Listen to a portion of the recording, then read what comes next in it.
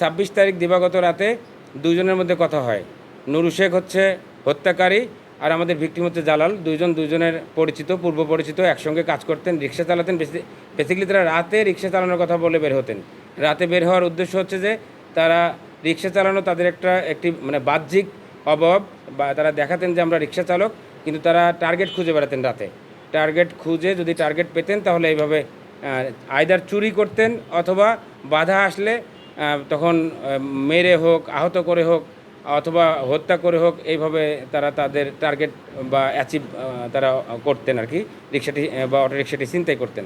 তো ওই দিন রাতে নুরু শেখ যথারীতি ভিকটিম জালালকে তার বাসা থেকে ডেকে নিয়ে যান, ফোনের মাধ্যমে ডেকে নিয়ে যান।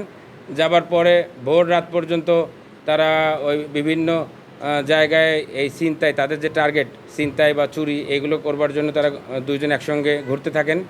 একটি সময় যখন অনেকটা ভোর হয়ে যায়, যখন তাদের মানে আশাহত হন যখন তারা, যে না আমরা আসলে আজকে রাতে কোনো কিছু করতে পারলাম না, তখন নুরু শেখের মাথায় একটি চিন্তা আসে যে আমাদের যে ভিকটিম জালাল, তার সিম্পল রিক্সা না, অটোরিকশার দাম সাধারণত 50 থেকে 70 হাজার টাকার মতো হয়। উনি তখন চিন্তা করেন যে নুরু শেখকে হত্যা করে আমি তার অটোরিকশাটি নিয়ে নেব। এখানে কিন্তু সহযোদ্ধা, মানে একই কাজ করতেন, অথচ দেখেন বিট্রে করছে যে আমি তার রিক্সাটি নিয়ে আমি এটা বিক্রি করব।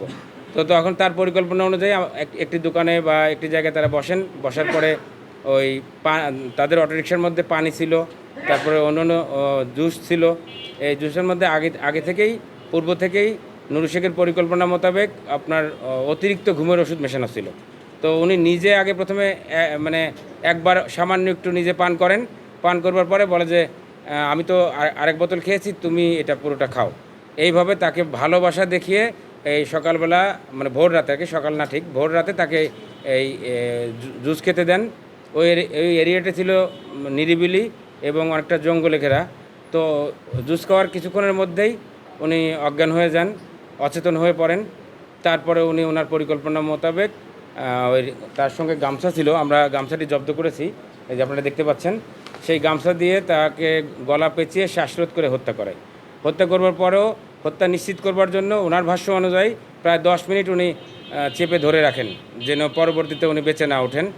হত্যা নিশ্চিত করবার পরে উনি পার্শ্ববর্তী যেটি আমি শুরুতেই বলেছি, একটি মানে পানির ছিল, ডোবার মতো ছিল, জঙ্গলও ছিল পাশে, ওই ডোবার মধ্যে তাকে ফেলে দেবার পরে তার অটোরিকশাটি, যেহেতু উনিও চালাতে পারতেন, ভিকটিম নুরু শেখের অটোরিকশা চালিয়ে এখানে আমাদের মোজাম্মেল নামক আরেকজন অ্যাসোসিয়েট আছে, সেই মোজাম্মেল এই নুরু শেখ এবং আমাদের ভিকটিম যিনি জালালউদ্দিন, এনারা দুজন মিলে যে সমস্ত অটোরিকশা চুরি করতেন বা ছিনতাই করতেন, এই অটোরিকশা এইগুলি বিক্রি করতেন হচ্ছে জালালউদ্দিনের কাছে, মোজাম্মেলের কাছে, দুঃখিত, মোজাম্মেলের কাছে বিক্রি করতেন। মোজাম্মেলের তথ্য যখন আমরা পেলাম, তখন আমরা মোজাম্মেলের কাছ থেকে তথ্য উদ্ঘাটন অথবা অটোরিকশা উদ্ধার, এই কারণে মোজাম্মেলের কাছে গিয়ে দেখলাম যে আমাদের ভিকটিমের অটোরিকশা স্টিল তার গ্যারেজে বা তার দোকানে আছে।